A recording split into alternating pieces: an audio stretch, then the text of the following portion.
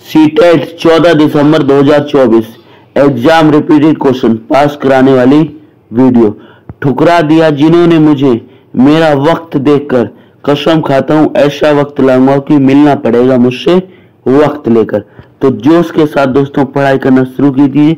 Exam के आपके सिर्फ 1 मंथ ही बचा है। आपके लिए डेली मैं इंपॉर्टेंट क्लासेस अपलोड करता रहूंगा। तो आइए वीडियो को शुरू करते हैं।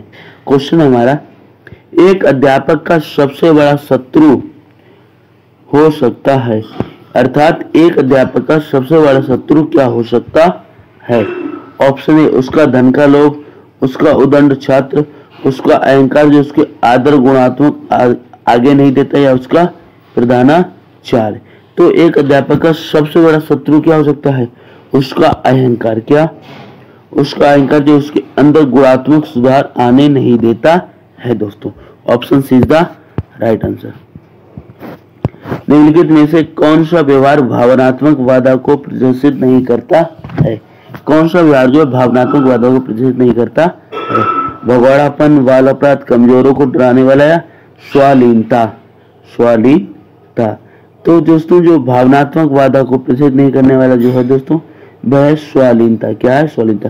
क्योंकि भगोड़ापन गलत है, बाल अपराध गलत है, कमजोरों को डालने वाला ये भी गलत है। तो स्वालीनता इज द राइट आंसर। निःशक्त बालकों की शिक्षा के लिए प्रावधान किया जा सकता है, यानी जो निःशक्त बालक हैं, ठीक है, तो उनकी शिक्षा के लिए क्या क्या? मुख्य धारा में डालकर, समय शिक्षा द्वारा, समाकलन द्वारा, इनमें से कोई नहीं। तो इनके लिए जो दोस्तों समावेशित शिक्षा द्वारा होना चाहिए। कैसे होना चाहिए? समावेशित शिक्षा द्वारा होना चाहिए। Option B is the right answer. Next, प्रतिभाशाली होने का संकेत निम्न में से कौन नहीं है? यानी ऐसे कौन सा बच्चा जो है प्रतिभाशाली होने के संकेत नहीं है? अभिव्यक्ति में अनूठापन, कुतूहल, विचारों में सृजनात्मक, या दूसरों के साथ लड़ना। तो दोस्तों जो प्रतिभाशाली होने का संकेत होता है, ठीक है, तो वह इसमें नहीं आता दूसरों के साथ लड़ना। दोस्तों क्या नहीं आता? दूसरों के साथ लड़ना। डिसलेक्सिया संबंधित है, तो डिसलेक्सिया जो है दोस्तों हमारे पठन विचार दोस्तों का से पठन विकार से संबंधित है। Option D is the right answer. विशेष रूप से जरूरतमंद बच्चों की शिक्षा का प्रबंध होना चाहिए, यानी विशेष रूप से जरूरतमंद बच्चे हैं, ठीक है, उनकी शिक्षा का प्रबंध कैसा होना चाहिए?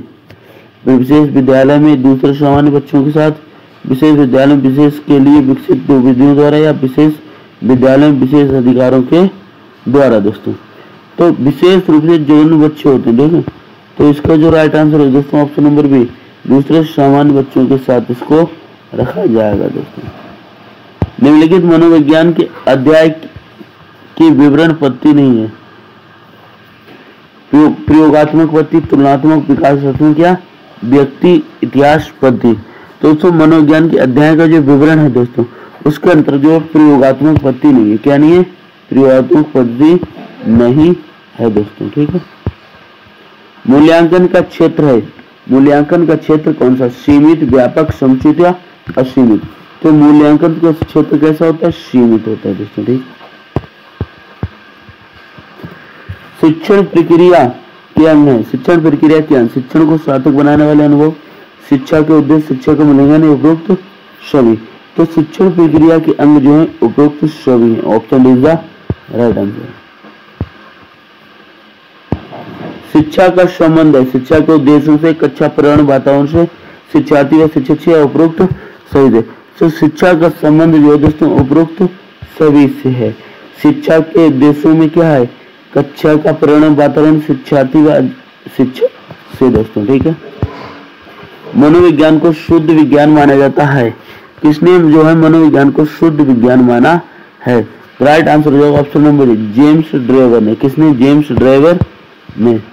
मानव मन को प्रभावित करने वाला कारक है, मानव मन को जो है प्रभावित करने वाला कारक है दोस्तों अभिक्षमताएं, अभिव्यक्ति की रुचि, अभियोगिताएं व वातावरण। कौन सी हो सकती है? दोस्तों मानव को जो मन में प्रभावित करे दोस्तों वह क्या हो सकती है? अभिक्षमताएं, अभिव्यक्ति रुचि, उपयुक्त वातावरण, उपयुक्त सभी दोस्तों होंगे। Option D is the right answer. मनोविज्ञान है। मनोविज्ञान क्या है? आत्मा का विज्ञान, चेतना विज्ञान, मन का विचार, उपरोक्त सभी। तो मनोविज्ञान जो है आत्मा का विज्ञान, चेतना का और मन का विज्ञान है। उपरोक्त सभी इज द राइट आंसर। मनोविज्ञान को व्यवहार का विज्ञान कहा है। मनोविज्ञान को व्यवहार का विज्ञान किसने कहा है? वुडवर्थ ने कहा, बोरिंग ने कहा, गैरिसन ने कहा, वॉटसन ने कहा। तो राइट आंसर हो जाएगा दोस्तों ऑप्शन नंबर डी। किसने कहा? वॉटसन ने कहा। किसने?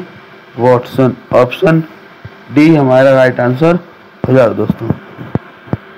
शैशवावस्था में बालक में पाया जाता है। शैशवावस्था में बालक में क्या पाया जाता है? आश्रितता, अनुकरण करना, सहयोग लेने, उपरोक्त सभी दोस्तों। तो जब बच्चा शैशवावस्था में पहुंचता है दोस्तों तो मैं उपरोक्त सभी में आया। किसमें? उपरोक्त सभी में। शिक्षा मनोविज्ञान एक विज्ञान है। शिक्षा मनोविज्ञान एक विज्ञान है। कैसा? मानव की व्यक्ति भिन्नताओं का, मानव व्यवहार का, मानव सिद्धांतों का या शैक्षणिक सिद्धांतों का। तो शिक्षा मनोविज्ञान जो है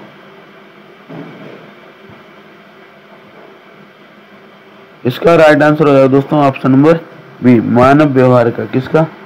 मानव व्यवहार का दोस्तों। साइकी का अर्थ है, साइकी का अर्थ क्या होगा? ज्ञान का पिंड, बुद्धि व मन को जानना, मानवीय आत्मा या इनमें से कोई नहीं। तो राइट आंसर है मानवीय आत्मा या मन।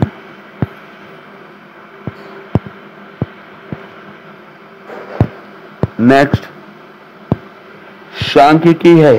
सांख्यिकी है विज्ञान, कला, कला विज्ञान दोनों उपरोक्त में से कोई नहीं।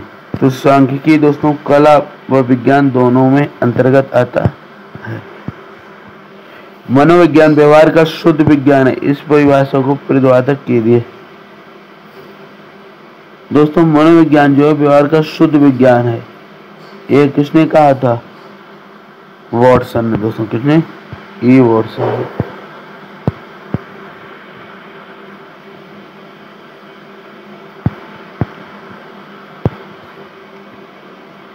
वुडवर्थ ने सबसे पहले निर्माण किया दोस्तों। वुडवर्थ ने जो सबसे पहले निर्माण किया दोस्तों है प्रश्नावली। क्या का दोस्तों?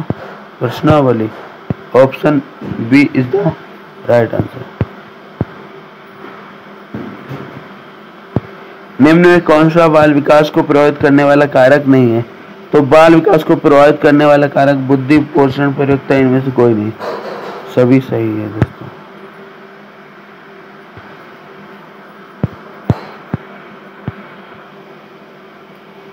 शिक्षा मनोविज्ञान का क्षेत्र है। संकुचित, बृहद, विस्तृत या व्यापक।